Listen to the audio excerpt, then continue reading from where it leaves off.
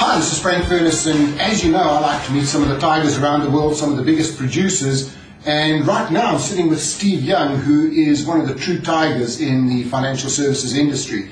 In fact, we're sitting in Singapore now, and Steve this year will most probably earn quite easily $1 million. Steve, you're one of the top guys in the industry. What does it take to be a tiger, to be one of the top people? I think ultimately, you know, when you start out, you've got to have the right attitude, the commitment, the focus. But the most important ingredient, without a doubt, is you've got to believe in your own ability. And I think if you've got that focused and determination, it sees you through a lot of difficult times, which obviously happen when you first start. Now, Steve, you've only been out here 5 years, but in that time you've come to Singapore. You're number one. You're a bit of a legend out here. And for a lot of people in financial services, they don't like to put their hands in their pockets. They don't like to invest in themselves. They don't like to see themselves as a business. We were speaking earlier. Tell me about how you run almost your own business unit. I think the key for me is delegation. I've recruited a team around me that without doubt I believe are completely loyal to me through and through, are very focused on my ability. They know what my strengths, my weaknesses are. They have the ability to recruit or put the right people in front of me that have been vetted and let me do what I'm good at, which is closing the deals out. So you don't want to sit there doing the admin, the paperwork, all of that kind of stuff? It is my pet hate. You know, my middle name is delegation. If I can delegate the paperwork, all I want to do is see the checks with the clients. Great. And you were saying, what is the bill? What do you pay for your staff?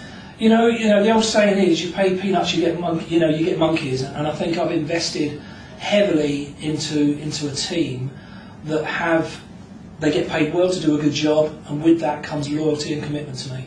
And we all got a single course to achieve the high levels that we're achieving. Now, Steve, one of the other things, we were chatting the other night, we're busy watching the World Cup soccer, and of course, unfortunately, England's out, but one of the things you were saying to me was you hold the Guinness World Record for writing the most cases in 1 month. How many cases did you write?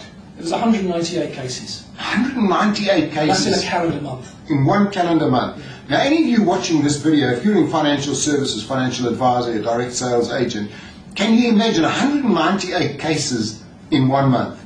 Steve, tell me, how did you do that? You know, before that achievement, I'd done 2 months of over 100 cases.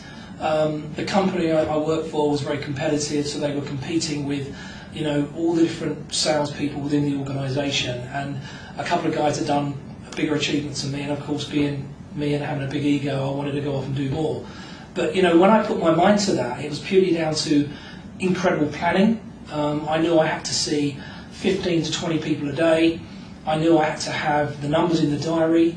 So I worked on obviously referrals and bulk business. So for example, I signed up an American football team, you know, and I did 50 cases in one evening with regards to that and that type of thing. So I prepared it very well. I thoroughly looked into it.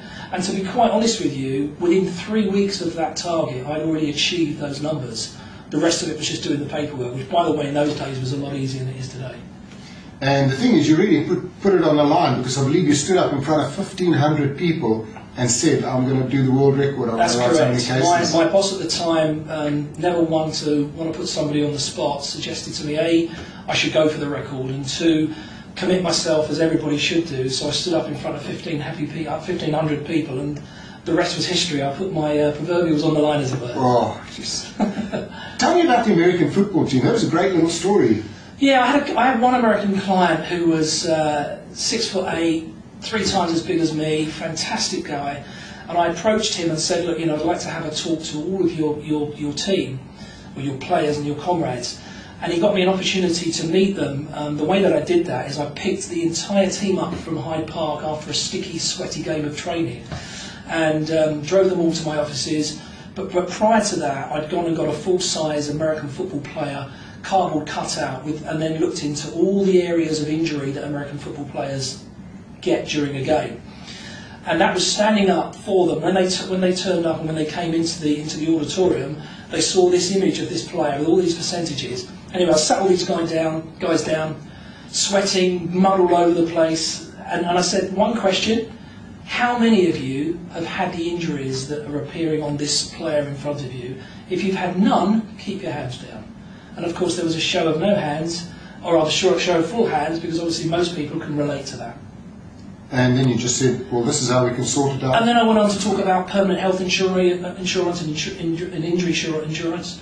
And the rest basically was my team signing them up and doing the application forms. So you had your team there and everything was done? Yeah, and I think we signed about 51 players up at that point. I mean, it wasn't big premiums, but with the case sizes, it was about the numbers of people that I was signing up for that period of time. 198 cases. I mean, this is just unbelievable. The great thing here is nothing is impossible, and that's why I love meeting the top achievers all over the world and listening to their stories.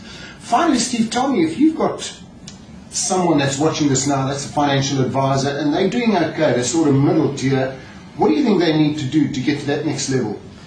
I think they have to take a good look in the mirror. I think they have to consider what they want out of the business. I think they first of all look at their weaknesses and go, right, how can I improve upon that? What are my objectives? What are my goals? What are my timescales? You know, for everybody who wants to achieve the next level, you've got to have a plan. If you don't plan, you're going to fail. It's simple as that. So, you know, the true individual who wants to get to the next level looks at themselves, their weaknesses, plays on their strengths, and improves their weaknesses. And by the way, delegates the stuff they're not very good at. You don't want to be doing the paperwork, all of that kind of stuff that you hate doing. It's a team business. Yeah, you're best in front of people. That's where you work best. Yeah, you know, I mean, you know, I've always maintained that I'm a people person, and when I sit down with somebody, I like to think that I'm going to get them completely drunk on logic and reason, and I take ownership. And the key thing is, I don't think a lot of advisors do that. It's not about the commissions. It's not about the, you know, the quick sale. It's about looking after somebody for a lengthy period of time, and with that you get the commitment and the respect and the trust with them. And of course, out of my business, the best things in life are recommended. So, you know, I live and breathe off of my recommendations and reputation that I've got. For a new person starting in the business, any tips there, Steve? Yeah, you take a view that the first 6 to 12 months is going back to school, is understanding what the pains and what the powers of the industry achieve. Talking to the people who've gone through that first 18 months to 2 years of understanding that people are the most unreliable commodity in the world, that you have to allow that numbers games is what it's about. If you want to do 10 sales a month, you need to sit in front of 30 people, right? My closing rate is typically 1 in 3, but you know, maybe I'm lucky, or maybe I've just mastered my profession, which I think is what it's all about.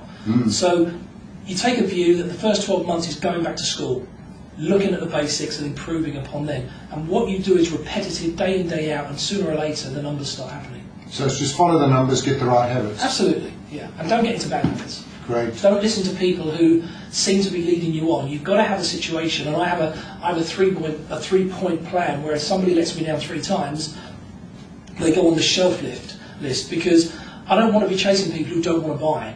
I want people to buy into what I'm preaching, which is the ownership of them and doing proper holistic financial planning. And not everybody is going to get on with me, but hopefully most people and me do. And therefore you're going to come up against most people over a period of time will get on with you and do business with you. Fantastic. Well, there's some great tips. I hope you've enjoyed watching this and learnt a lot from it.